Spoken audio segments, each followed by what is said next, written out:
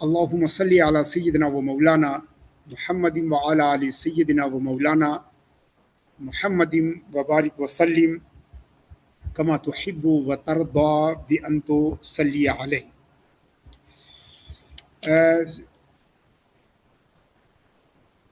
شرکائے کرام، عزیز ساتھیوں، گزشتہ مجلس میں جو بنیادی موضوع تھا وہ اللہ تبارک و تعالیٰ کے بارے میں ہمارا عقیدہ کیسا ہونا چاہیے، تشبیہ اور تفویض اور تنزیہ کو لے کر اللہ تبارک و تعالیٰ کے بارے میں کہ اللہ تعالیٰ کے جو ایٹریبیوٹس ہیں، اس کی جو صفات ہیں، اللہ تبارک و تعالیٰ کا زمان اور مکان سے ربط ہے، اس کے حوالے سے اہل سنت والجماعت کا جو عقیدہ ہے وہ یہ ہے کہ اللہ تعالیٰ کے بارے میں ہم تنزیہ کا عقیدہ رکھتے ہیں۔ تنزیہ کے عقیدے کا مطلب یہ ہے کہ اللہ تبارک و تعالیٰ تمام عیب سے پاک ہے، تمام تشبیہات سے پاک ہے، تمام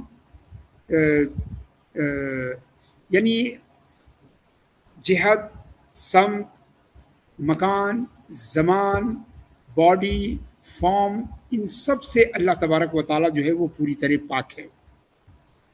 اور قرآن کریم میں جو ظاہری صفتیں آئی ہیں جو انسان کے مشابہ ہیں، ہم ان کی تعویل کرتے ہیں۔ تو ید اللہ فوق ایدیہم کی تعویل ہم یہ کرتے ہیں کہ اللہ کی قدرت، اللہ کی طاقت، اللہ کی حمایت ان کے ساتھ ہے، چونکہ اللہ تبارک و تعالیٰ جو ہے وہ ہاتھ ہونے سے پاک ہے۔ ہاتھ جو ہے وہ انسان کی وجود کا ایک حصہ ہے، اور ہمارا عقیدہ اللہ کے بارے میں یہ ہے کہ وَلَيْسَ كَمِثْلِهِ شَيْءٌ وَهُوَ السَّمِيعُ الْبَصِيرُ، کوئی چیز اللہ کی طرح نہیں ہے، کوئی چیز اللہ کی مثل نہیں ہے۔ اللہ تعالیٰ کسی زمان اور مکان میں نہیں ہے، چونکہ زمان ہو یا مکان ہو یہ سب اللہ تعالیٰ کی مخلوق ہیں، اور زمان اور مکان کو پیدا کرنے سے پہلے اللہ تعالیٰ تھا۔ اللہ تعالیٰ ہمیشہ سے ہے اور ہمیشہ رہے گا، جبکہ کائنات کی کوئی چیز نہ ہمیشہ سے ہے نہ ہمیشہ رہے گی۔ تو ظاہر سی بات ہے جب اللہ تعالیٰ نے وقت کو پیدا نہیں کیا تھا، ٹائم کو نہیں پیدا کیا تھا، تو اللہ رب العزت تھا، وقت نہیں تھا۔ اللہ رب العزت تھا، جگہ نہیں تھی، اسپیس نہیں تھا، کوئی باؤنڈری نہیں تھی، کوئی حد نہیں تھی، مگر اللہ تعالیٰ تھا۔ تو اللہ تعالیٰ جو واجب الوجود ہے اس کو ممکن الوجود کی کوئی ضرورت نہیں، یعنی جن کا وجود نہیں تھا اور پھر ہوئے، تو ان کا اللہ تبارک و تعالیٰ سے کسی طرح کا بھی ریسمبلنس جو ہے وہ جائز اور درست نہیں ہے۔ جب قرآن نے صاف صاف کہہ دیا لیسا کمثلہ شیء، اس کی طرح کوئی چیز نہیں ہے، لہٰذا ہم اہل سنت والجماعت یہ کہتے ہیں کہ قرآن اور حدیث میں جہاں جہاں بھی کوئی بات ایسی آئی ہے کہ جس سے تشبیہ کا، یعنی مخلوق سے اللہ تعالیٰ کی تشبیہ کا خیال پیدا ہوتا ہے، یا اللہ تعالیٰ کے لیے جہت، مکان اور بلندی ان کا تصور پیدا ہوتا ہے، تو ہم ان سب کی تعویل کریں گے، ان کو سوٹیبل معنی دیں گے جو اللہ رب العزت کے شائن شان ہے۔ اس لیے کہ ہم اللہ تعالیٰ فرماتا ہے کہ جو ہے وہ اللہ تعالیٰ آسمان پر استویٰ علی العرش، عرش پر جو ہے وہ مستوی ہوا۔ ظاہر سی بات ہے کہ عرش بھی مخلوق ہے۔ اللہ تبارک و تعالیٰ جو ہے اس نے تخلیق کیا ہے عرش کو، تو عرش کو بنانے سے پہلے رب تبارک و تعالیٰ تھا، عرش نہیں تھا۔ تو پتہ چلا کہ استواء علی العرش کا مطلب یہ نہیں ہے کہ اللہ تعالیٰ جو ہے وہ عرش پر بیٹھا ہے، عرش پر متمکن ہے، جیسے کہ ہم لوگ کرسی پر بیٹھتے ہیں یا بیڈ پر بیٹھتے ہیں۔ معاذ اللہ، تعالی اللہ عن ذلک علوا کبیرا، اللہ تعالیٰ جو ہے اس کنسپٹ سے بہت بلند ہے، کیونکہ عرش تو مخلوق ہے، اور مخلوق کبھی آج جو ہے وہ کبھی نہیں تھی، مگر اللہ تعالیٰ ہمیشہ سے ہے۔ لہٰذا جو ہمیشہ سے ہے اس کو جو بعد میں پیدا ہوئی اس کے ساتھ جو ہے مربوط کرنا جو ہے وہ کسی طرح سے درست نہیں ہے۔ تو میں نے آپ کو بتایا تھا کہ اس میں عقیدہ جو ہے وہ ہمارا عقیدہ جو ہے وہ تنزیہ کا عقیدہ ہے، اور تنزیہ کا مطلب یہ ہوتا ہے کہ اللہ تعالیٰ کو پاک قرار دینا، اللہ تبارک و تعالیٰ کو جو ہے وہ جو ہے ٹرانسینڈنس ماننا کہ اللہ تعالیٰ جو ہے وہ اس کو جسم نہیں ہے، اس کو جہت نہیں ہے، اس کی کوئی تشبیہ نہیں ہے، اس کی کوئی مثال نہیں ہے، اس کا کوئی وزیر نہیں ہے، اس کا کوئی مشیر نہیں ہے، اس کا کوئی شریک نہیں ہے، وہ کسی چیز کا محتاج نہیں ہے، وہ اوپر نیچے دائیں بائیں اغل بغل کے ساتھ جو ہے اس کا وصف یا اس کے ایٹریبیوٹس کو نہیں بیان کیا جاتا، چونکہ یہ ساری چیزیں مخلوق ہیں، اور مخلوق کون ہے؟ جو حادث ہیں۔ حادث کون ہے؟ جو پہلے نہیں تھی بعد میں ہو گئی۔ تو ظاہر سی بات ہے کہ یہ جو مخلوق ہے وہ اللہ تعالیٰ کی پیدا کردہ ہے، اور اللہ تبارک و تعالیٰ ان مخلوق کو پیدا کرنے سے بھی پہلے تھا، ویسے ہی آج بھی ہے۔ نہ وہ پہلے ان کا حاجت مند تھا، نہ وہ آج ان کا حاجت مند ہے، نہ وہ پہلے مکان میں تھا، نہ وہ آج کسی مکان یا اسپیس میں ہے، نہ وہ پہلے کسی زمانے میں تھا، نہ وہ آج کسی ٹائم اور زمانے میں ہے، نہ وہ پہلے کسی جہت میں تھا، نہ وہ آج کسی جہت میں ہے۔ جسم جو ہے یہ بھی حادث ہے، باڈی جو ہے یہ بھی حادث ہے۔ اللہ تعالیٰ نے جو ہے تمام اجسام کو پیدا کیا، لہٰذا اللہ تبارک و تعالیٰ جسم سے بھی پاک ہے، جہت سے بھی پاک ہے، زمانے سے بھی پاک ہے، مکان سے بھی پاک ہے۔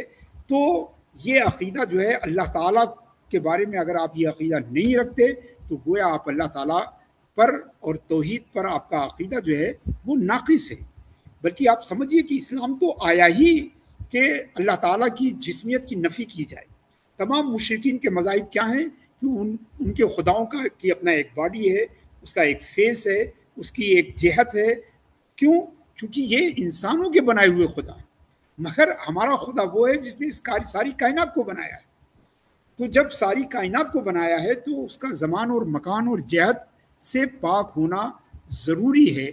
اور قرآن و حدیث میں جہاں بھی ایسے الفاظ آئے ہیں، جیسے اللہ تعالیٰ کے چہرے کے بارے میں ہے یا اللہ تعالیٰ کے ہاتھ کے بارے میں ہے، ہم اہل سنت والجماعت ان سب کی تعویل کرتے ہیں، یعنی انہیں ایک سوٹیبل معنی دیتے ہیں جو اللہ تعالیٰ کے شائن شان ہو۔ تو ابھی یہ چیزیں آپ سمجھیے کہ اللہ تعالیٰ کو لے کر جو ہے اس طرح تین فرقے ہیں۔ ایک ہے تعطیل کہلاتا ہے۔ تعطیل کا مطلب یہ کہ اللہ تعالیٰ کے لیے وصف کو مانا ہی نہ جائے، اللہ تعالیٰ کے ایٹریبیوٹس کا انکار کر دیا جائے اور کہا جائے کہ اللہ تبارک و تعالیٰ کی کوئی ایٹریبیوٹ نہیں ہے۔ یہ تعطیل کا عقیدہ یہ بھی اہل سنت والجماعت کے عقیدے کے منافی ہے۔ تعطیل کا مطلب ہے معطل کر دینا، یعنی کوئی اس کے وصف نہیں، کوئی اس کی صفت نہیں۔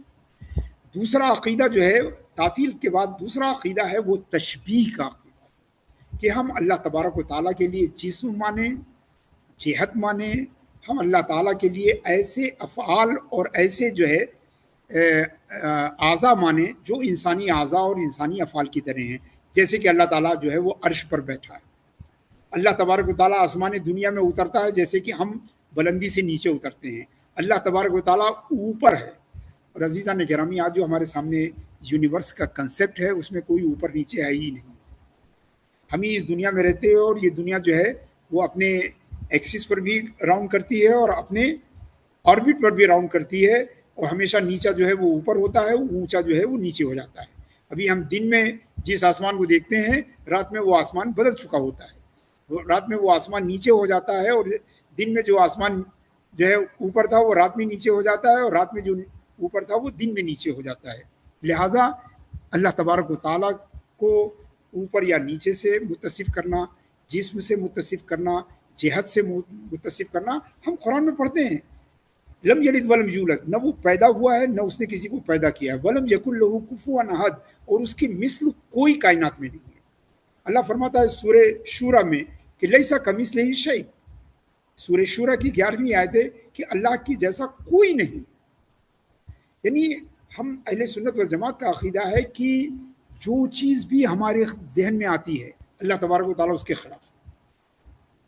البتہ کتاب و سنت میں جو آیا ہے وہ بلا شبہ ہم اس کو مانتے ہیں، اور اس میں اس کو ایک ایسا معنی دیتے ہیں جو اللہ تبارک و تعالیٰ اور اس کی توحید اور اس کی شان کے مطابق ہو، اور اسی کا نام جو ہے وہ تعویل ہے۔ تو تعویل جو ہے وہ بھی تنزیہ ہے، اور ایک دوسرا اس کا پہلو ہے تفویض، کہ جب میں نے سنا کہ ید اللہ فوق ایدیہم، اللہ کا ہاتھ ان کے ہاتھ پر ہے، تو ہم ہاتھ کا کوئی معنی نہیں دیتے، مگر ہم یہ جانتے ہیں کہ اللہ تعالیٰ کا ہاتھ جو ہے وہ کسی بھی مخلوق کے ہاتھ کی طرح نہیں ہے. یعنی ہم اس کا معنی ہم وہ نہیں بتاتے، لفظی معنی ہم اس کا نہیں کرتے، ہم لیٹرل اس کی میننگ نہیں بتاتے، لیکن ہم اپنی طرف سے کوئی معنی بھی نہیں پہناتے، بلکہ اسے اللہ کے سپرد کر دیتے ہیں. تو یہ تفویض کہلاتا ہے. فوضا یفوضو، ہم لوگ دعا بھی مانگتے ہیں، وہ افوض امری الی اللہ، میں اپنے معاملے کو اللہ کے سپرد کرتا ہوں. تو یہ بھی اہل سنت کا عقیدہ ہے کہ بعض لوگ تعویل نہیں کرتے، اسے کوئی سوٹیبل معنی دینے کے بجائے کہتے ہیں کہ جو بھی اللہ کی مراد ہے ہم وہ مانتے ہیں، مگر یہاں پہ مراد ہاتھ نہیں ہے، یعنی لٹرل میننگ مراد نہیں ہے. اب اللہ کی جو بھی مراد ہو ہم وہی مانتے ہیں. اس کو تفویض کہتے ہیں. صحابہ، تابعین، طب تابعین اور بہت سارے ائمہ سلف نے تفویض کا جو ہے یہ عقیدہ رکھا ہے. تفویض بھی جو ہے تعویل کی ایک قسم ہے. تو تعطیل ہے یہ باطل ہے، تشبیہ ہے یہ بھی باطل ہے، اسی کا ایک نام تجسیم ہے، یعنی جسم، اللہ کے لیے جسم ماننا، یہ بھی باطل ہے. اور جو اہل سنت کا عقیدہ ہے وہ ہے تنزیہ، اور تنزیہ دو طرح سے ہوتی ہے، تفویض کے ذریعے کہ ہم معنی کو اللہ کے سپرد کر دیں، اور دوسرا تعویل کے ذریعے ایسا معنی اس کو دیں جو اللہ تعالیٰ کی شایان شان ہو. قرآن کہہ رہا ہے کل شیء ہالک الا وجہ، ہر چیز جو ہے وہ ہلاک ہونے والی ہے سوائے اللہ تعالیٰ کے چہرے کے. ظاہر سی بات ہے کہ اللہ تبارک و تعالیٰ جو ہے وہ چہرے سے منزہ ہے. چہرہ تو انسانوں کا ہوتا ہے، چہرہ تو مخلوق کا ہوتا ہے، اللہ تبارک و تعالیٰ کا کوئی چہرہ نہیں. تو ہم یہاں معنی دیں گے اللہ کی ذات، اللہ کی ذات. تو یہ تعویل ہوا، اللہ چہرے کی جگہ پر اللہ کی ذات قرار دینا یہ تعویل ہے.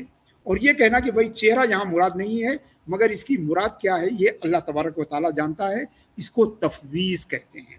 تو ہمیں چاہیے کہ ہم اس کو سمجھیں کہ تشبیہ کیا چیز ہے.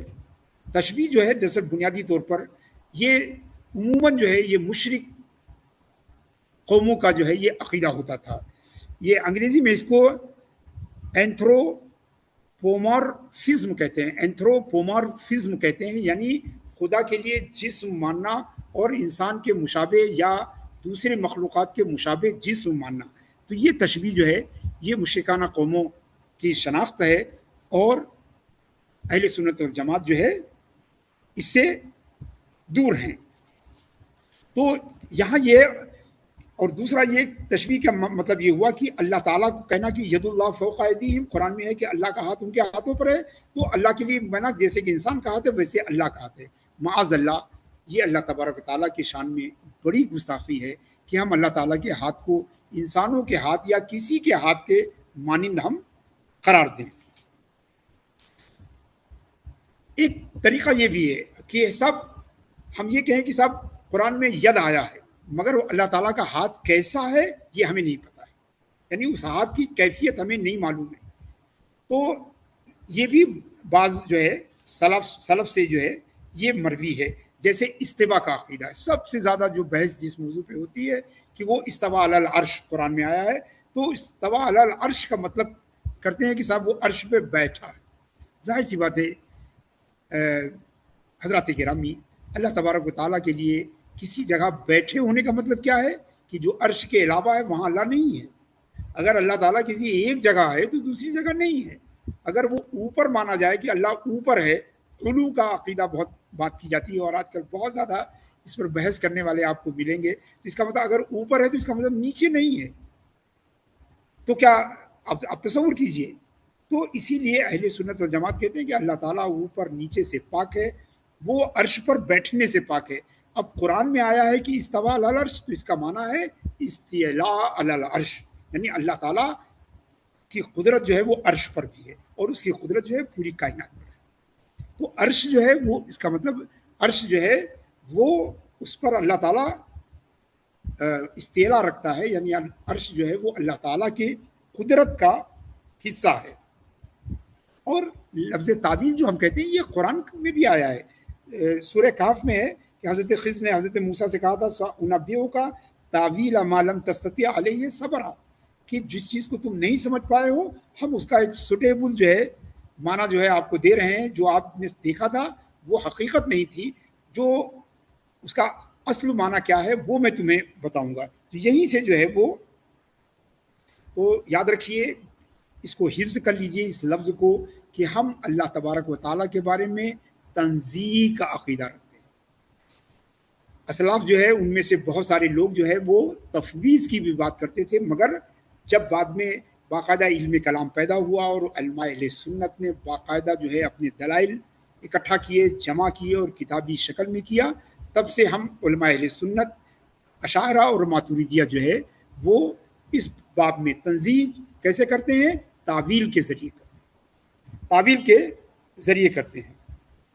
یعنی کہ تنزیہ کا ایک معنی یہ بھی ہے کہ اللہ تبارک و تعالیٰ ہر طرح کے امپرفیکشن سے پاک ہے. یعنی کسی طرح بھی, یعنی اس بات کی ڈکلیریشن کہ اللہ تعالیٰ is free from all imperfection, کہ اللہ تعالیٰ تمام جو ہے نقص سے پاک ہے. یہ بھی تنزیہ کا معنی ہے. اور اللہ تعالیٰ کے لیے ہاتھ ماننا, یا اس کے لیے جہت ماننا, یا اس کے لیے زمانہ ماننا, یا اس کے لیے مکان ماننا, یہ بھی نقص ہے. لہٰذا تنزیہ کا تقاضا یہ ہے کہ ہم اللہ تعالیٰ کے لیے جسم, جہت, مکان سب کا جو ہے ہم انکار کریں. یعنی تنزیہ کا معنی کیا ہے؟ تنزیہ کا معنی اس بات کا ڈکلیریشن ہے کہ اللہ تبارک و تعالیٰ ایبسلیوٹلی جو ہے ٹرانسینڈنٹ ہے. یعنی کوئی اس کا مشابہ نہیں ہے, کسی طرح مخلوق جو ہے اس کی مثیل نہیں ہے, اس کی نظیر نہیں ہے, اس کی طرح نہیں ہے. اور اس معاملے میں اللہ تبارک و تعالیٰ جو ہے وہ منزہ ہے, ایبسلیوٹلی منزہ ہے, ٹرانسینڈنٹ ہے, اور تمام جو ہے وہ امپرفیکشن سے جو ہے اللہ تعالیٰ فری ہے. And he is free from all kind of imperfection. یہ ہے تنزیہ.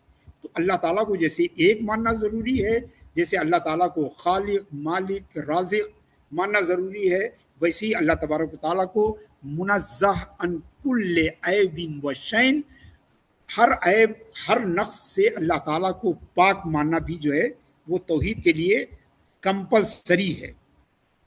اور یہ ماننا بھی کہ اللہ تعالیٰ تمام جو ہے سملرٹیز سے جو ہے وہ پاک ہے. یعنی اپنے کسی بھی جو ہے وہ کریچر سے وہ سملر نہیں ہے. اس لیے کہ قرآن صاف صاف کہہ رہا ہے لیس کمثلہ شیء, اس کی مثل کوئی چیز نہیں ہے. تو یاد رکھیے کہ تنزیہ کا معنی ہے کہ اللہ تبارک و تعالیٰ کو جو ہے جسم و جسمانیات سے پاک مانا جائے, اس کو تمام نقص اور عیب سے پاک مانا جائے, اور اس کو تمام مخلوق کی مشابہت سے پاک مانا جائے. یہ 3 پوائنٹ ہیں. یعنی تمام جسم و جسمانیات, یعنی جو مخلوقات کے جو تقاضے ہوتے ہیں, مثلا کھانا پینے کی کسی کی حاجت ہونا, یہ مخلوق کی حاجت. یعنی ہمارے لیے ہم نہیں بیٹھ سکتے جب تک کوئی جگہ نہ ہو, تو ہمیں بیٹھنے کی حاجت ہے.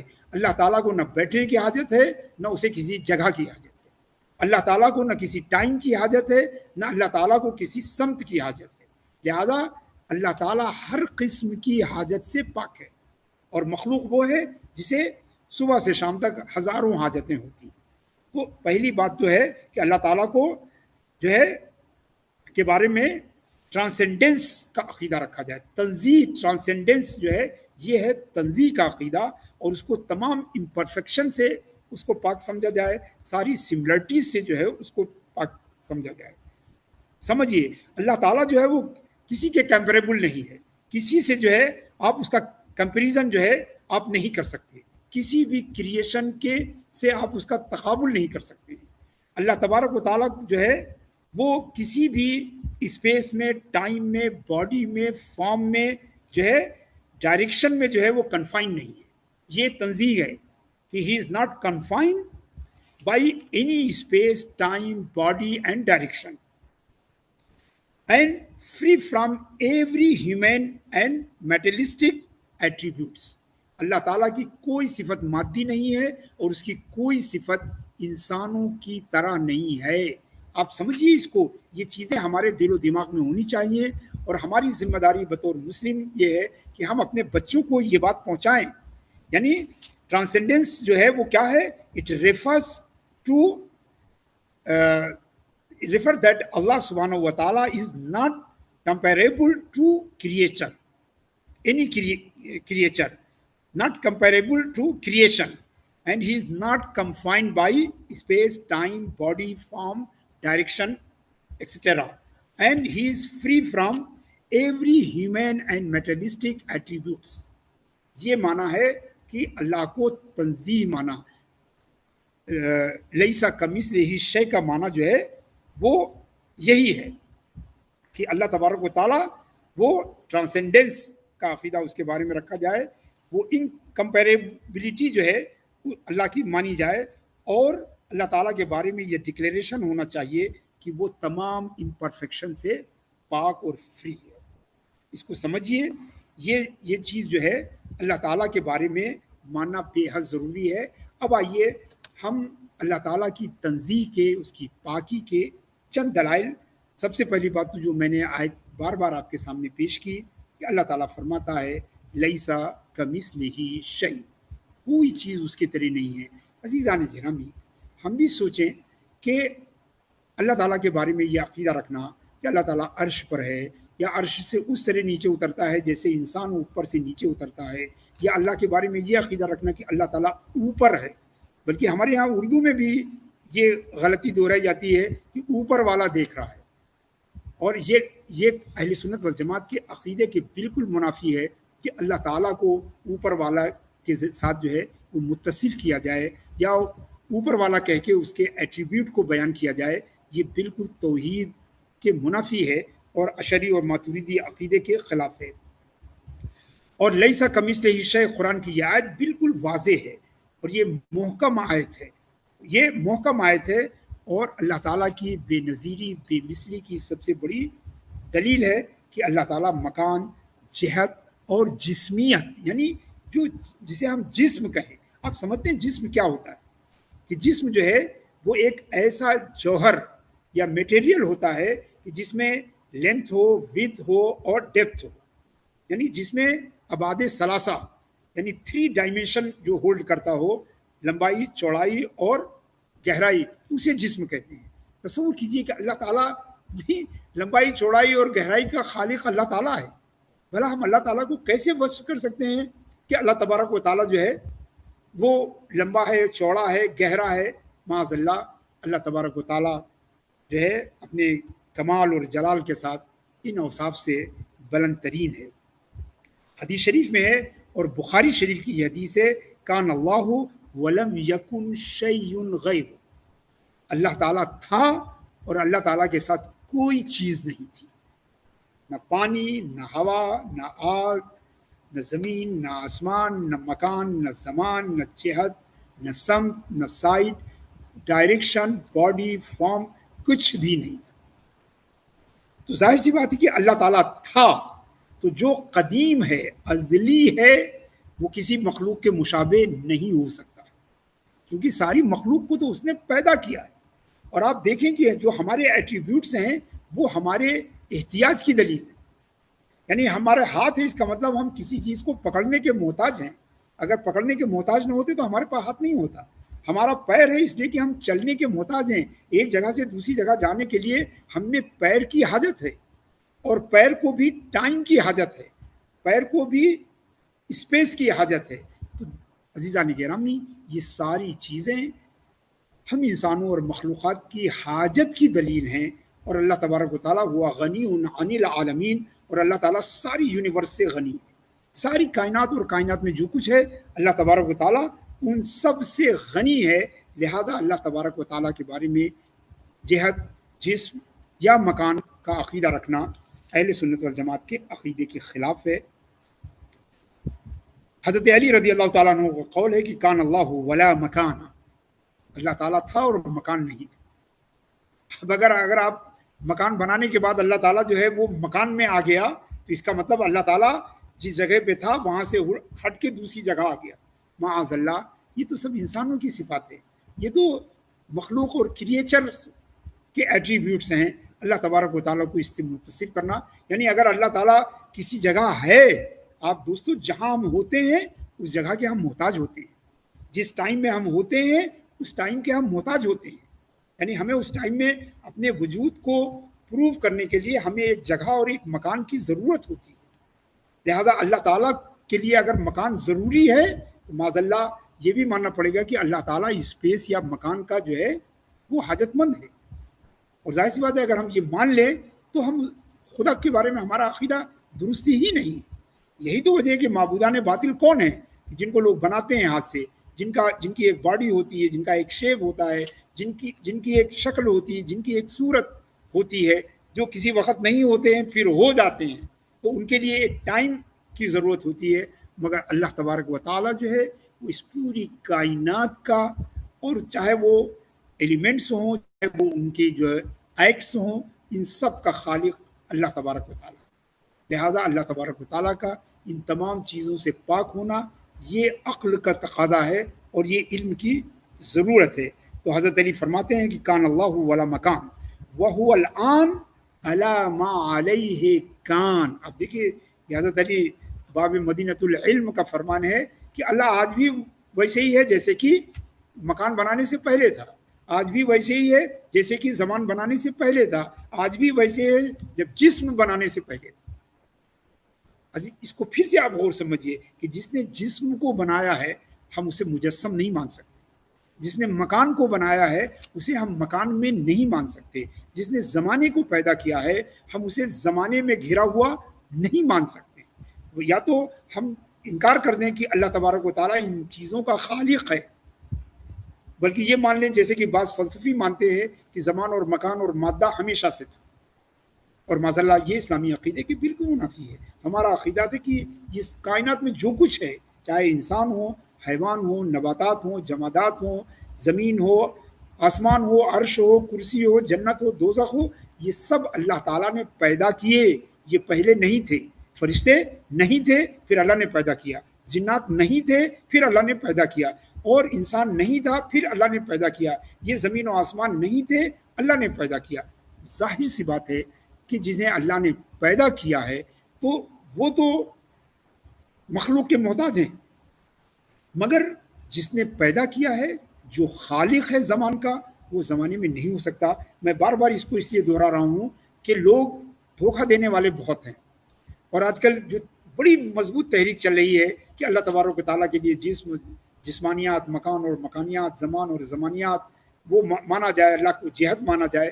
معاذ اللہ تبارک و تعالیٰ کے لیے ان تمام اعضاء کو مانتے ہیں جو ایک انسان کے اعضاء ہوتے ہیں.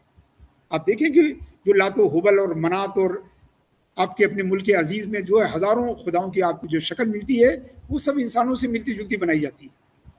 اسی لیے اسلام نے روز اول سے کہہ دیا لیسا کمثلہ شیء، اللہ کی طرح کوئی نہیں ہے اور اللہ کسی کی طرح نہیں، تاکہ یہ دماغ میں کسی کے نہ جانے پائے اللہ کی تشبیہ کا یا اللہ کی جسمیت کا خیال بھی کسی کے دل و دماغ میں نہ آنے پائے. تو حضرت علی فرماتے ہیں کان اللہ تعالیٰ تھا ازل سے، ولا مکان، جبکہ اس وقت مکان نہیں تھا، وہ الآن، اور اللہ تعالیٰ آج بھی ہے جیسے کہ مکان بنانے سے پہلے تھا. ٹھیک ہے. امام ابو حنیفہ رحمۃ اللہ تعالیٰ علیہ اپنی کتاب وصیہ میں فرماتے ہیں کہ قیامت کے دن ہم مسلمانوں کا، اہل سنت و جماعت کا عقیدہ ہے، بلکہ تمام مسلمانوں کا عقیدہ ہے بعض معتزلہ کو چھوڑ کر، کہ مومنین جو ہے اللہ تعالیٰ کو قیامت میں دیکھیں گے، جنت میں جانے کے بعد اللہ تعالیٰ کا دیدار کریں گے. تو اب ظاہر سی بات ہے کہ جس چیز کو ہم دیکھتے ہیں وہ بھی کسی مکان یا کسی زمان میں ہوتی ہے. یہ ایک بڑا مسئلہ علماء کے پاس تھا کہ علماء نے ہمیشہ انکار کیا کہ اللہ تعالیٰ کو دیکھیں گے، اس لیے کہ قرآن میں وضاحت سے آیا ہے کہ وجوہ یومئذ ناظرہ الی ربہا ناظرہ، کہ قیامت میں بہت سارے چہرے ہوں گے، بہت سارے لوگ ہوں گے جن کے چہرے کھلے ہوئے ہوں گے چونکہ وہ اپنے رب کو دیکھ رہے ہوں گے. تو امام اعظم ابو حنیفہ فرماتے ہیں کہ اللہ کو دیکھنا برحق ہے، مگر اللہ کو اس طرح نہیں دیکھیں گے جیسے ہم دنیا کی چیزیں دیکھتے ہیں. اس لیے کہ دنیا میں ہم جو چیز بھی دیکھتے ہیں وہ کسی اسپیس میں ہوتی ہے، کسی جو ہے وہ ٹائم میں ہوتی ہے، وہ کسی سمت میں، ڈائریکشن میں ہوتی ہے. مگر چونکہ اللہ تعالیٰ ان تینوں چیزوں سے پاک ہے، لہٰذا ہم اللہ تعالیٰ کو کس ہے دیکھیں گے یہ کنفرم ہے، مگر اس دیکھنے کی کیفیت جو ہے ہمیں نہیں معلوم. بلکہ امام ابو حنیفہ فرماتے ہیں کہ بلا کیف ہوگی، اس کی کوئی کیفیت نہیں ہوگی، کوئی تشبیہ نہیں ہوگی کہ ایسے دیکھیں گے جیسے ہم قلم کو دیکھ رہے ہیں یا جیسے ہم کاغذ کو دیکھ رہے ہیں بلا تشبیہ ہوگی اور بغیر کسی جہت کی ہوگی. اور یہ ماننا بھی ہم اہل سنت والجماعت کے عقیدے کا حصہ ہے کہ اللہ تبارک و تعالیٰ کو مومنین جنت میں دیکھیں گے، مگر ان کا دیکھنا کیسے ہے وہ ہم بیان نہیں کر سکتے، بلکہ اس کی کیفیت ہمیں معلوم ہی نہیں. آئیے امام شافعی رحمۃ اللہ تعالیٰ علیہ فرماتے ہیں کہ انہ تعالیٰ کان ولا مکان. وہی بات جو امام علی رضی اللہ تعالیٰ عنہ نے فرمائی ہے. حضرت امام شافعی رحمہ اللہ وہی کہہ رہے ہیں کہ اللہ تعالیٰ تھا اور مکان نہیں تھا. فخلق المکان، تو اللہ تعالیٰ نے مکان کو پیدا فرمایا. وہو علی صفت الازلیہ، اور وہ اپنی ازلی صفت پر ہے، یعنی جیسے بغیر مکان کے تھا ویسے ہی ہے. کما کان قبل خلق المکان، جیسا کہ مکان کو پیدا کرنے سے پہلے تھا ویسے ہی اب بھی ہے. لا یجوز علیہ التغیر. عزیز ساتھیوں، اس لفظ پر غور کیجیے کہ اللہ تعالیٰ کے لیے تغیر جائز نہیں ہے. چونکہ تغیر کا مطلب چینجنگ، بدلاؤ، چینج، یہ اللہ تعالیٰ کے لیے جائز نہیں ہے. ایسا نہیں ہے کہ اللہ تعالیٰ مخلوق پیدا کرنے سے پہلے خالق نہیں تھا، جب مخلوق کو پیدا کیا تو خالق ہوا. ہمارا یہ عقیدہ ہے کہ اللہ تعالیٰ ہمیشہ صفت خالقیت سے اللہ تعالیٰ متصف تھا، اگرچہ مخلوق نہیں تھی. ابھی یہ عقیدہ جو ہے آج ہم اس کو پڑھنے جا رہے ہیں کہ یہ ماننا ہے کہ ہم اس وقت تک شاعر نہیں ہو سکتے جب تک کہ ہم شعر نہ کہیں، اس وقت تک ہم مصنف نہیں ہو سکتے جب تک کہ کتاب نہ لکھیں، مگر یہ قانون جو ہے مخلوق کے درمیان چلتا ہے. اللہ تعالیٰ بغیر تخلیق کیے بھی خالق تھا اور بغیر لوگوں کو پیدا کیے وہ باری تھا. تو اللہ تعالیٰ کی صفات کے معاملے مخلوق کی صفات کی طرح نہیں ہے. اللہ تعالیٰ ازلی ہے، اس کی تمام صفتیں بھی ازلی ہیں. جب اس نے مخلوق کو پیدا نہیں کیا تھا، ہماری صفتیں جو ہیں، ہمارے ایٹریبیوٹس ہیں، توجہ سے سنیے گا، ہمارے ایٹریبیوٹ سے ریلیٹیو ہیں، اس لیے کہ ہم مخلوق ہیں. ہم کائنات کی کئی چیزوں کے ساتھ ہماری زندگی وابستہ ہے، تو ہم مخلوق ہیں. مگر اللہ تبارک و تعالیٰ جو ہے ان سب سے مستغنی اور بے نیاز ہے. اسے نہیں چاہیے، خالق ہونے کے لیے اسے مخلوق کی ضرورت نہیں ہے، عالم ہونے کے لیے اسے معلوم کی ضرورت نہیں ہے. اب سمجھیے اللہ تبارک و تعالیٰ، اب اس کو یوں سمجھیے کہ ہم جب بات کرتے ہیں تو ہم اسی فزکس کی روشنی میں بات کرتے ہیں جو ہماری اس یونیورس میں اپلائی ہوتی ہے. مگر میں نے جیسا کہ آپ کو شاید پچھلے کسی جلسے میں بتایا کہ یہاں تو کائنات کے اندر بھی بہت ساری فزکس کام کر رہی ہیں. تو جو اللہ تبارک و تعالیٰ جو کائنات کا خالق ہے، اس پر کائنات کی فزکس جو ہے کیسے اپلائی کرے گی؟ لہٰذا اس بات کو جو ہے اچھے سے سمجھیے. تو امام شافعی فرماتے ہیں کہ اللہ تبارک و تعالیٰ تھا اور مکان نہیں تھا. فخلق المکان، تو اس نے مکان کو پیدا کیا. وہو علی صفت الازلیہ کما کان قبل خلق المکان لا یجوز علیہ التغیر. اللہ تبارک و تعالیٰ مکان کو بنانے سے پہلے تھا اور ویسے ہی آج بھی ہے، اور اس پہ کوئی تبدیلی نہیں واقع ہونے والی ہے. تبدیلی کا مطلب مثال کے طور پر اگر ہم یہ مانیں کہ اللہ تعالیٰ عرش پر بیٹھا ہے، تو اس کا مطلب عرش بنانے سے پہلے وہ عرش پر نہیں تھا اور بنایا تو وہ عرش پر آ گیا. تو یہ ایک تغیر ہوا، یعنی آپ سمجھ رہے ہیں نا، ایک جگہ سے دوسری جگہ، یہ تو مخلوق کی صفت ہے. جو ایک جگہ سے دوسری جگہ جس میں تغیر ہو، تبدل ہو، وہ فانی ہوتا ہے. یاد رکھیے، جس میں تغیر ہوتا ہے، عالم کے فانی ہونے کی جو سب سے بڑی دلیل ہم دیتے ہیں، ہم کہتے ہیں کہ عالم متغیر ہے، یہ یونیورس جو ہے چینجیبل ہے، اور جو بھی چینجیبل ہے وہ فنا ہونے والا ہے، اور جو فنا ہونے والا ہے وہ کبھی معدوم تھا، یعنی غیر موجود تھا. آپ سمجھیے، تو تغیر جو ہے، عالم متغیر، وکل متغیر حادث، عالم متغیر ہے اور ہر متغیر جو ہے وہ کبھی نہ کبھی معدوم تھا. اس لیے کہ عدم سے وجود میں آنا بھی ایک تغیر ہے، ایک تبدیلی ہے، ایک چینجنگ ہے. نہیں تھا پھر ہو گیا، یعنی ایک حالت سے دوسری حالت میں آیا. تو یہ تغیر جو ہے یہ مخلوق کی صفت ہے، اور اللہ تبارک و تعالیٰ جو ہے اس سے منزہ ہے، اس سے پاک ہے. لہٰذا اللہ تعالیٰ کے بارے میں یہ عقیدہ رکھنا کہ وہ عرش پہ بیٹھا ہے، یہ اہل سنت والجماعت کے عقیدے کے خلاف ہے. امام بہقی جو ہے اور امام شافعی آگے فرماتے ہیں کہ اللہ تعالیٰ کے اندر तब्दीली, ना उसकी ज़ात में कोई तब्दीली होती, ना उसकी सिफात में कोई तब्दीली होती। हमारी सिफत में तब्दीलियाँ होती हैं, हम जाहिल होते हैं, फिर क़राअत करना सीखते हैं, फिर किताबत सीखते हैं, फिर लिखना सीखते हैं और फिर पढ़ाना सीखते हैं, तो ये तब्दीलियाँ होती हैं, ये सब मखलूक के अहवाल हैं। मगर हम अपनी कम फहमी से और कम अक्ली से मखलूक की सिफ़ात को अल्लाह तबारक व तआला पर नाफिज करने की कोशिश करते हैं, और इस तरह अल्लाह के इस फरमान लैसा कमिस्लिही शै, उसकी तरह कोई नहीं है, हम इसकी खिलाफ वर्जी करते हैं। इमाम बैहक़ी रहमतुल्लाह अलैह बड़े शाफ़ी इमाम थे और सल्फ़ सालिहीन में से थे। उन्होंने फरमाया कि अल्लाह ताला के लिए मकान मानना दुरुस्त नहीं है। तो याद रखिए, 3 चीज़ों की नफ़ी जो है वो भी तौहीद की ज़रूरत है, यानी अल्लाह ताला की ज़रूरत नहीं, हमारे ईमान भी तौहीद की ज़रूरत है कि हम अल्लाह ताला की जिहत की नफ़ी करें, ये नहीं मानें कि अल्लाह ऊपर है या नीचे है या दाएं है या बाएं है। और जो लोग भी ऐसा बोलते हैं वो या तो अपने लाइल्मी की वजह से बोलते हैं या वो मजाज के तौर पर बोलते हैं, यानी ऊपर है कि मतलब ये कि बुलंद मर्तबत है, ये एक मजाज है, ये मेटाफर है। और अगर कोई मेटाफर के तौर पर बोलता है तो हम मानते हैं कि कुरान में भी ये मेटाफर है कि यदुल्लाह, अल्लाह का हाथ, ये एक मेटाफोरिक जो है वर्ड है, यानी अल्लाह की क़ुव्वत।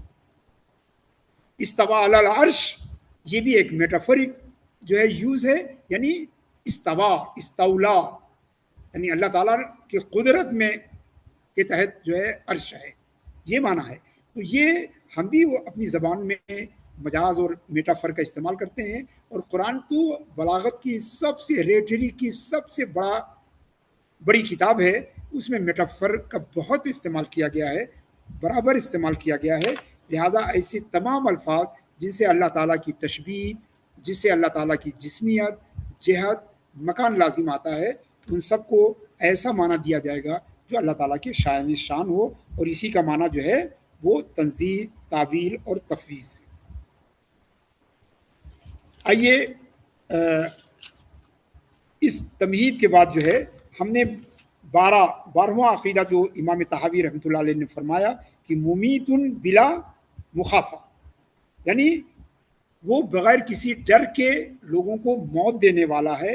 बाइसुन बिला मशक्क़ा, और वो दो लोगों को दोबारा आखिरत में उठाने वाला है बग़ैर किसी मशक्क़त और बग़ैर किसी जद्दोजहद के वो दोबारा पैदा करने वाला है। तो 13वां अक़ीदा इमाम तहावी फरमाते हैं कि माज़ाला बेसिफ़ातिही क़दीमन क़ब्ल ख़ल्क़िही। याद रखिए, यही बात हमने शुरू की थी।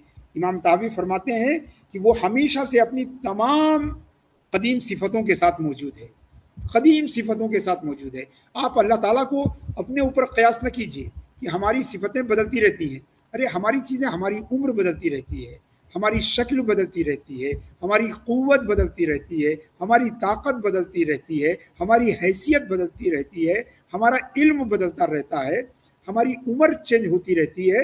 लेकिन ये आपने सूरह इखलास से सबक हासिल क्यों नहीं किया कि वलम यकुल लहू कुफुवन अहद, कोई भी जो है उसके मुमासिल नहीं है, कोई उसका कुफू और उसके बराबर नहीं है। मखलूक की सिफ़तें मुतग़य्यर हैं, मगर अल्लाह ताला की सिफ़त जो है, अल्लाह ताला के एट्रीब्यूट्स जो है वो अनचेंजेबल और गैर मुतग़य्यर हैं। यही बात कह रहे हैं कि माज़ाला बिसिफ़ातिही क़दीमन क़ब्ल ख़ल्क़िही, वो हमेशा से अपनी तमाम कदीम सिफ़तों के साथ मौजूद है, मखलूक को पैदा करने से पहले जिन सिफ़ात से मौसूफ था, यानी जो भी उसके एट्रीब्यूट्स थी, पैदा करने के बाद भी उनमें किसी भी नए एट्रीब्यूट का इजाफा नहीं हुआ। इसको समझिए, ये इमाम तहावी फरमा रहे हैं, 1200 साल पहले ये किताब लिखी गई, यानी एक जो है 1000 साल से भी ज़्यादा जो है हो चुके हैं। इमाम तहावी फरमाते हैं कि माज़ाला बिसिफ़ातिही क़दीमन, वो अपनी तमाम कदीम सिफ़ात के साथ जो कायनात को बनाने से पहले थी, उन्हीं सिफ़ात के साथ वो उसी तरह आज भी है, अब भी है, और कायनात को बनाने के बाद उसकी किसी सिफ़ात में तब्दीली नहीं हुई। जान लीजिए कि हमने आपको बताया कि तब्दील और तग़य्युर ये हुदूस का लाज़िमा है, यानी फ़ना होने और पैदा होने का लाज़िमा है। लिहाजा अल्लाह ताला को ایسی تمام صفات سے منزہ کرنا یہ عقیدے کی ضرورت ہے جو فنا کو یا حدوث کو مستلزم ہے. حدوث کا مطلب نہیں تھا پھر ہو گیا، اور فنا کا مطلب تھا پھر معدوم ہو گیا.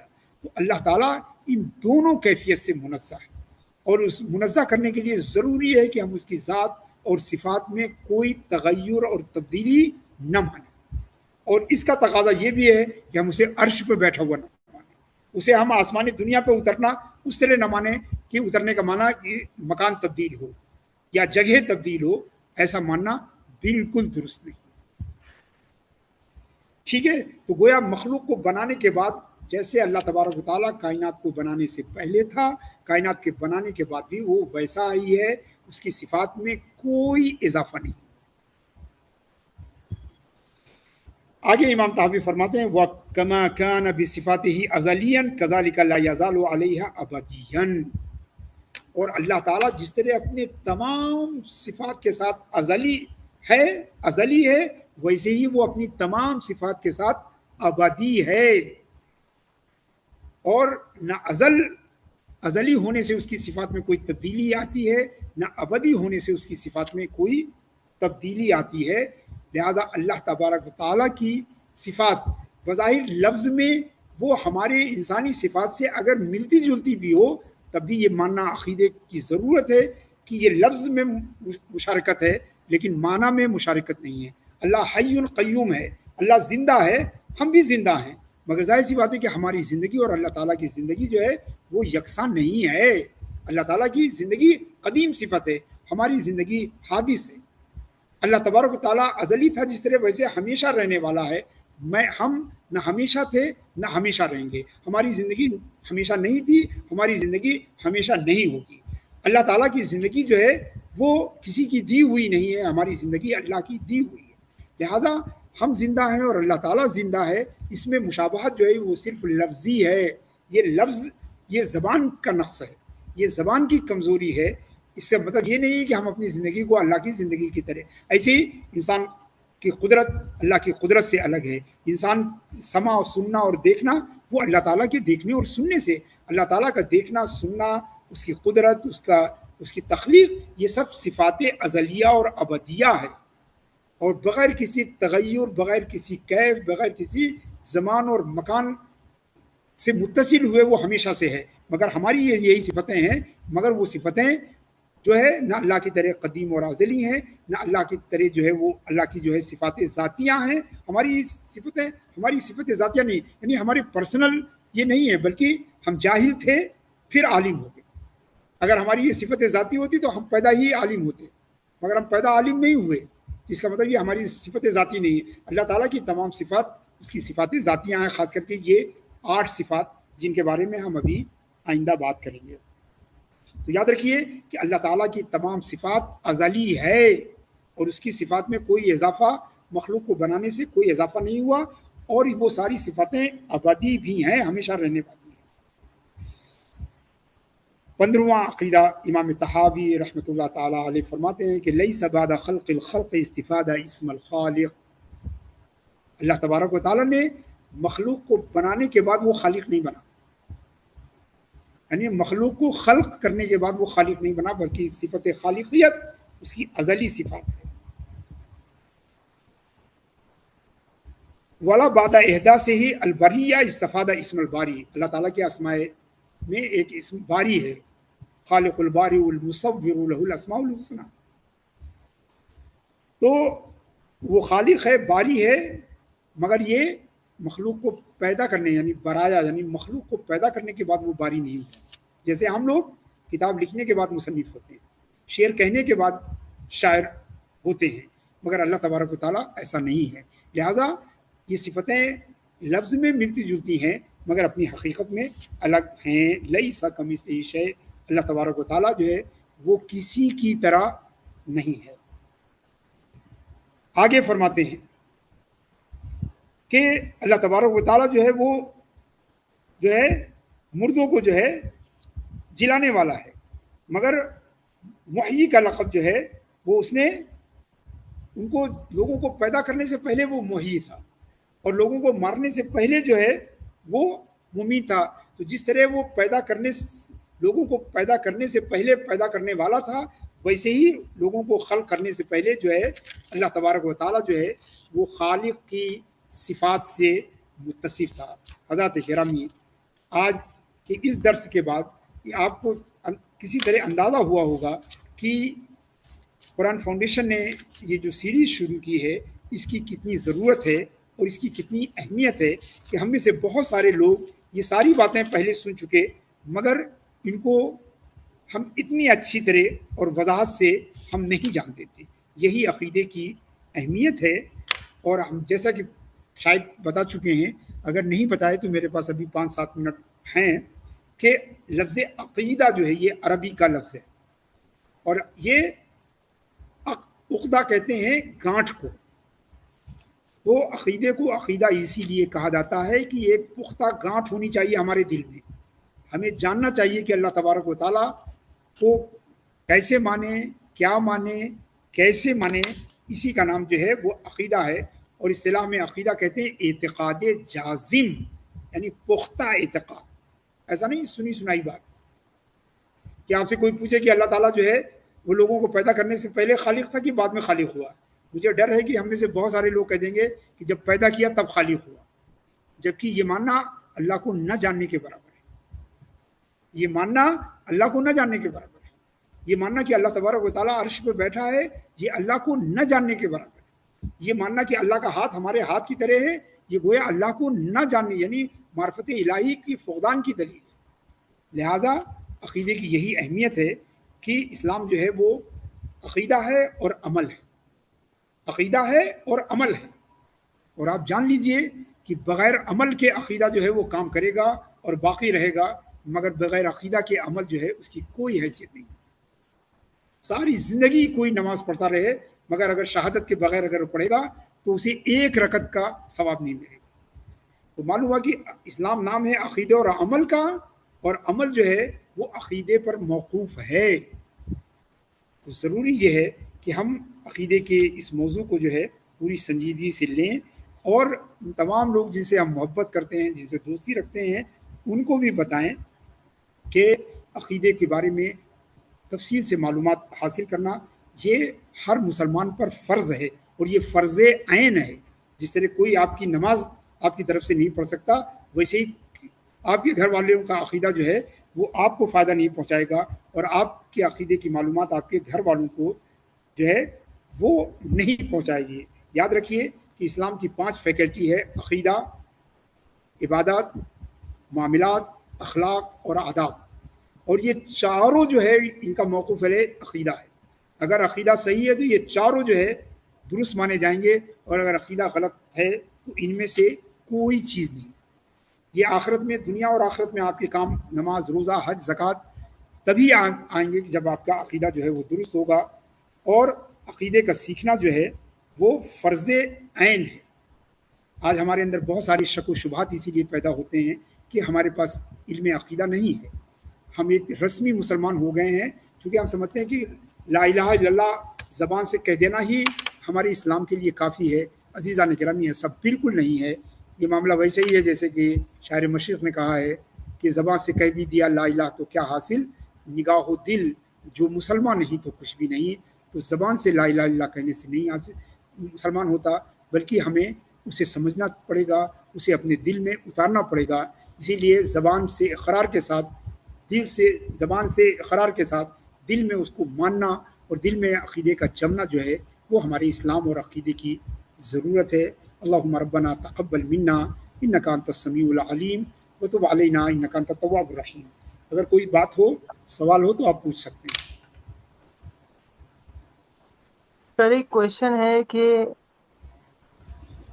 کیا کوئی ڈیلی ہم کوئی روزانہ کوئی ذکر کر سکتے جو ہم کو مدد کرے یا عقیدے کو حفاظت کرنے کے لیے اور کوئی شیطانی اٹیک سے بچنے کے لیے اللہ سبحانہ تعالیٰ؟ کر سکتے ہیں, مگر یہ کہ عقیدے کو پڑھیں, عقیدے کو سیکھیں. ایٹ لیسٹ ہر آدمی جو انگریزی پڑھتا ہے وہ عقیدہ طحاویہ کی انگریزی کاپی جو ہے وہ منگائے, کم سے کم اس کو پڑھے. مطلب آپ یہ سوچیے نا کہ جس پر ہماری نجات ہے, جس پر ہمارا اسلام ہے, جس پر ہم جنت میں جائیں گے, ہم کتنا وقت دیتے ہیں اس کو. سوچئے ہم 8 گھنٹے اپنی پیٹ کی آگ کو بجھانے کے لیے 8 گھنٹے روزانہ کام کرتے ہیں، اور جس چیز پر ہماری نجات کا دار و مدار ہے اللہ تعالیٰ کی معرفت بھی نہیں، آپ سمجھیے کہ ہم نہیں جانتے، چونکہ ہم عقیدے کو نہیں جانتے، اللہ تبارک و تعالیٰ کی عظمت اور جلالت اور اس کی کبریائی سے ہم اچھے سے واقف نہیں ہیں، اس لیے ہمارے دل میں خوف نہیں ہے۔ جب ہمارے دل میں خوف اور تقویٰ نہیں ہے تو ہمارے عمل درست نہیں ہے۔ تو آپ سوچیے معرفت الہی جو ہے وہ اللہ کا تقویٰ پیدا کرتی ہے، اور تقویٰ جو ہے وہ ہماری تمام زندگی کو رائٹ ڈائریکشن میں کرتی ہے۔ تو گویا عقیدہ جو ہے یہی معرفت ہے، یہی معرفت الہی ہے، اب سمجھیے۔ اور معرفت الہی سے تقویٰ ہے۔ امام غزالی رحمۃ اللہ علیہ فرماتے ہیں کہ من عرف اللہ خافہ بالضرورہ، جو اللہ کو جانتا ہے وہ اللہ سے ضرور ڈرتا ہے۔ اس کا مطلب سمجھتے ہیں کہ جو اللہ سے نہیں ڈرتا ہے وہ اس لیے نہیں ڈرتا ہے کہ وہ اللہ کو جانتا ہی نہیں۔ اب بتائیے ہم میں سے کون ہے جو بجلی کے ننگے تار کو چھونے کی کوشش کرے گا؟ کبھی نہیں چھوا۔ ہمارے ساتھ 50 لوگ جڑے ہوئے ہیں، کوئی کہہ سکتا ہے کہ اس نے بجلی کے ننگے تار کو کبھی زندگی میں ٹیسٹ کیا ہے کہ بھئی کرنٹ کیسا ہوتا ہے؟ چونکہ ہم بجلی کی تار کو اور اس کے نقصان کو جانتے ہیں، اس لیے اس سے ڈرتے ہیں، اور چونکہ اللہ کی معرفت ہماری ناقص ہے اس لیے ہم اللہ سے نہیں ڈرتے ہیں۔ یہ بڑی تلخ حقیقت ہے، لیکن ذکر کرنے سے، اللہ تعالیٰ کی یاد کرنے سے، عبادت کرنے سے اللہ تبارک و تعالیٰ اپنے بندے پر جو ہے ایمان اور عقیدے کے دروازے کھولتا ہے، اس میں کوئی شک نہیں۔ اور کوئی خصوصی ذکر کر سکتے ہیں کیسا؟ یعنی کوشچن یہ تھا اس کے لیے۔ نہیں، آپ اللہ تبارک تعالیٰ کا ذکر کیجئے۔ سب سے بڑا ذکر خود نماز ہے، اللہ کا ذکر جو ہے نماز کی پابندی کیجئے، اور انشاءاللہ نماز کی برکت سے بھی آپ کو اللہ تعالیٰ آپ کے عقیدے کو درست کرے گا۔ اور پڑھیے، جو لوگ آپ میں سے اردو پڑھ سکتے ہیں وہ تکمیل الایمان ہے، میں کتاب کا میں نے نام لکھوایا ہے، اور شاید تکمیل الایمان کی انگریزی ٹرانسلیشن بھی ہے، حضرت شیخ عبدالحق محدث دہلوی رحمۃ اللہ تعالیٰ علیہ کی کتاب ہے، اس کو پڑھ سکتے ہیں۔ اور خود جو ہے اس کی کئی شرح ہیں، عقیدے کی کئی شرح ہیں، آپ اس کو بھی لے سکتے ہیں۔ اگر آپ چاہیں گے تو ہم کچھ انگریزی کی امپورٹنٹ کتابیں آپ جمع کر کے، کچھ بکلیٹ جمع کر کے وہ آپ کے ساتھ شیئر کر لیں گے جو ہے۔ اور سر جیسے نماز میں ہم کو حکم ہوتا ہے کہ ایسے نماز پڑھو جیسے اللہ تعالیٰ کا دیدار کر رہے ہیں، یا یہ نہ ہو سکے تو اللہ تعالیٰ ہمیں دیکھ رہے ہیں، تو اس میں اللہ تعالیٰ کا دیدار کا تصور نماز میں ہم کیسا ادا کریں؟ اس کی میننگ کیا ہوتی ہے؟ دیکھیے وہ تو ایک کیف ہے۔ اب آپ بتائیے کہ جس نے سیب نہیں کھایا ہے، کبھی زندگی میں نہیں کھایا ہے، آپ بتا سکتے ہیں کہ وہ سیب کا ٹیسٹ کیسے ہوتا ہے؟ آپ اس کو بتا پائیں گے؟ کبھی نہیں بتا پائیں گے۔ تو اللہ تبارک تعالیٰ کا مشاہدہ جو ہے وہ کیا ہے؟ وہ تو صرف مشاہدے کی منزل پر پہنچ کے ہی پتہ چلتا ہے، سمجھیے۔ وہ بالکل ویسے ہی ہے کہ جیسے کسی نے جو ہے سیب نہیں کھایا ہے، اور سیب کو ہم اس کو ٹیسٹ نہیں بتا سکتے، چونکہ مشاہدہ الہی جو ہے یہ ایک ذوقی جو ہے، یہ ایک اسپریچول ٹیسٹ کی بات ہے، یہ ایک انر جو ہے وہ کیفیت کی بات ہے۔ مگر ہماری ضرورت جو ہے وہ یہ ہے کہ ہم یہ دیکھیں کہ اللہ تعالیٰ ہمیں دیکھ رہا ہے، اللہ تعالیٰ ہمیں دیکھ رہا ہے، یعنی جو مراقبے کی جو وہ ہے لم انتراہ فإنہ یراک، یعنی جو پہلی منزل ہے ہمارے لیے کہ اللہ تعالیٰ ہمیں دیکھ رہا ہے، اس کا خیال آپ رکھ سکتے ہیں۔ آپ اگر یہ دعا بھی پڑھیں یا رقیب ہو، رقیب کو مانے وہ ذات جو ہماری نگراں ہے، ہماری نگہبان ہے، ہم کو دیکھ رہی ہے، اس معنی کو ذہن میں رکھ کے اگر یا رقیبوں کو پڑھیں تو اس سے بھی جو ہے آپ کے اس ایمان کو اور عمل کو تقویت ملتی ہے، اور بزرگوں کا بتایا ہوا بھی ہے اور مجرب بھی ہے۔ اور کوئی بات؟ ایک آخری کوشچن ہے جی، کہ ہم لوگ یہ عقیدہ چھوٹے بچوں کو گھر میں کیسا سکھائیں؟ دیکھیے سب سے پہلے توحید کی بات بتائیے، سمجھے۔ آپ سوچیے کہ حضرت معاذ جب یمن بھیجا اللہ کے رسول نے، اللہ کے رسول نے ان سے کہا کہ پہلا کام تم کو یہ کرنا ہے، ان لوگوں سے مطالبہ کرنا ان یوحد اللہ، کہ وہ یمن کے لوگ اللہ کو واحد مانے، ایک تنہا، سمجھ رہے ہیں۔ اور آپ کو کبھی بتائیں گے، یاد دلائیے گا تو بتائیں گے کہ اللہ فرماتا ہے قل هو اللہ احد۔ آپ میں سے کئی لوگ عرب کنٹری میں رہتے ہیں کہ آپ جانتے ہیں کہ اللہ ایک ہے کا مطلب ہوتا ہے قل هو اللہ واحد، لیکن واحد نہیں کہا ہے، کیونکہ واحد کا اثنین ہوتا ہے، ثلاثہ ہوتا ہے، اربع ہوتا ہے، مگر احد کہا، یعنی کہو کہ اللہ یکتا ہے، بے مثل ہے. سمجھیے یہ سارا فوکس جو ہو رہا ہے لیسا کمثلہ شیء، اللہ تعالیٰ یہ نہیں کہہ رہا کہ اللہ وہاں قل هو اللہ واحد نہیں کہا ہے، بلکہ کہا قل هو اللہ احد. اللہ جو ہے وہ یکتا ہے. بچے کے دماغ میں یہ بات بٹھائیے، اللہ بے مثل ہے. اور اللہ تعالیٰ کی جو 8 صفاتیں ہیں انشاءاللہ اگلے درس میں ہم ان پر بات کریں گے. تو 8 صفتیں وہ ہے حیات یعنی زندگی، قدرت، کلام، سمع، بصر، ارادہ، یہ جو ہے تکوین. تو یہ جو 8 صفتیں ہیں ان کو ایک ایک کر کے بچوں کو بتائیے اور بچوں سے کہیے یاد رکھیں. اور خاص کر کے اس جو ہے 28ویں پارے میں جو ہے وہ اللہ خالق اللہ لا الہ الا هو الحی نہیں ملک القدوس السلام المؤمن المہیمن العزیز الجبار المتکبر هو اللہ الخالق البارئ المصور له الاسماء الحسنى. یہ چیز بتائیے بچوں کو. چھوٹی چھوٹی کتابیں آتی ہیں جس میں 99 نام اور ان کا ترجمہ اور ان کا جو وہ ایٹریبیوٹ اس کی کیفیت کو بیان کیا جاتا ہے. یہ ہماری ذمہ داری ہے کہ ہم بچوں کے ساتھ بیٹھیں اور بات کریں. بھئی ہمیں اتفاقی اسلام نہیں بلکہ ارادے والا اسلام چاہیے. ٹھیک ہے انشاءاللہ. سر ایک آخری کوشچن آیا ہے کہ عقیدہ اور ایمان میں کیا فرق ہے؟ دیکھیے وہی جو مطلب ایمان جو ہے، ایمان کو بیان کرنے والا جو علم ہے اسے عقیدہ کہتے ہیں. آپ سمجھ رہے ہیں نا؟ جیسے اسلام کو بیان کرنے والا جو علم ہے اسے ہم فقہ کہتے ہیں. ٹھیک ہے نا؟ اخلاق کو بیان کرنے والا جو علم ہے اسے ہم تصوف کہتے ہیں. تو ویسے ایمان کو ایکسپلین کرنے والا، ایمان کی ضرورتوں جو ہم امام طحاوی نے کیا کیا، امام طحاوی نے العقیدہ طحاویہ جو لکھا وہ ایمان ہی کو ڈسکرائب کیا ہے، ایمان ہی کو جو ہے ایکسپلین کیا ہے. اسی کو عقیدہ کہتے ہیں. یعنی ایمان کے ایکسپلینیشن جو ہے وہ عقیدہ ہے. جیسے ہم نے کہا ٹھیک ہے کہ سر. ٹھیک ہے. جی چلیے اللہ تبارک و تعالیٰ جو ہے وہ ہماری محفلوں کو قبول فرمائے اور ہمیں ایمان کا استحکام عطا فرمائے اور عقیدے کی پختگی اور صلابت عطا فرمائے. وصلی اللہ تعالیٰ علی خیر خلقہ سیدنا و مولانا و حبیبنا محمد وعلی آلہ و صحبہ اجمعین. بہت بہت شکریہ. السلام علیکم ورحمۃ اللہ تعالیٰ وبرکاتہ. وعلیکم السلام. السلام علیکم. جزاک